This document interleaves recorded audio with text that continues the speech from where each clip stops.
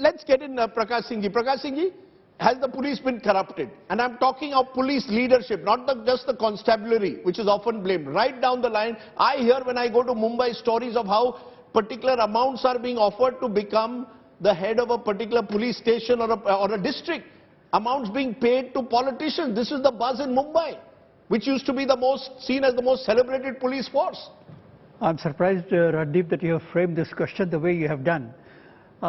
If Prashant Bhushan is to be believed, how many, 8 or 9 Chief Justices of India were corrupt? Am I wrong? Yes. That's the allegation he made, and to which he has not been hauled up for contempt to this day. Yes. Right? Yes. So if the police has also become corrupt, and may I put it differently, can you name one wing of the administration or government which has not been corrupted in the last, say... So if we accept that, what's the solution? Solution is you have to start from the top. Corruption starts from the top. Please remember, Raddeep.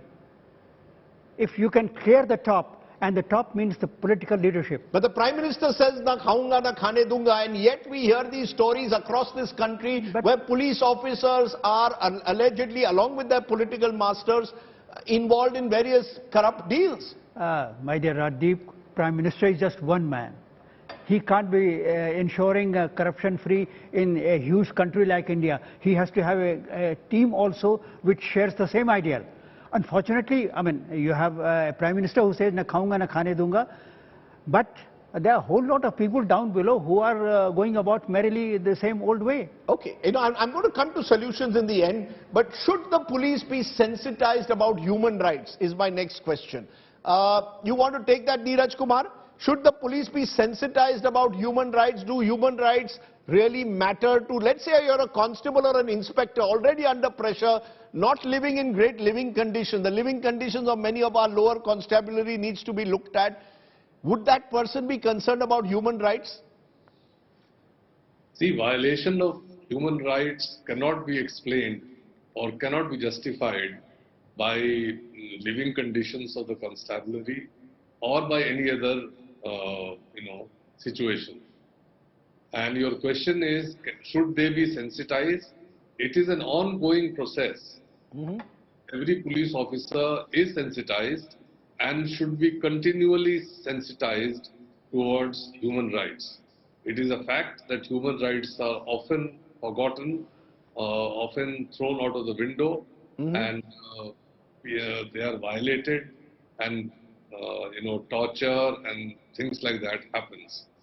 But to prevent that, it has to be an ongoing process to take action, to detect violations, to take departmental action, come down heavily on them, and to continue the education of our rank and file. But, despite that, we are seeing from time to time cases of custodial deaths. There are serious concerns on these issues, Vikram Singh. Is the police of this country sensitized to human rights? Let me tell you the subculture of the police. In the early 70s, happily, that subculture does not exist any longer. That the moment a police officer came back to his home state, he was said, unless you are a half butcher and half human, you are not a good police officer. Now it have to be cerebral, you have to be tech savvy, you have to be intellectually and have a lifelong learner to be a good police officer. Being a butcher does not help anyone. Then condoning third degree, or use of third degree or any human rights violation as stringent provisions of punishment, 5 years, no sensitive posting, no gallantry awards, no medals, no recognition, no foreign assignments. Has that ever happened? 166A of the IPC introduced by Justice Verma Commission for any delinquent police officer who is not positive and does not react to any gender issues. Has their single case of 166A IPC registered? Then these are the questions that I would like everybody to answer and introspect. If nothing has happened, I say there are no bad soldiers, there are only bad generals. It's time for the leadership to wake up and instill a sense to respect human rights are sacred, they are sacrosanct.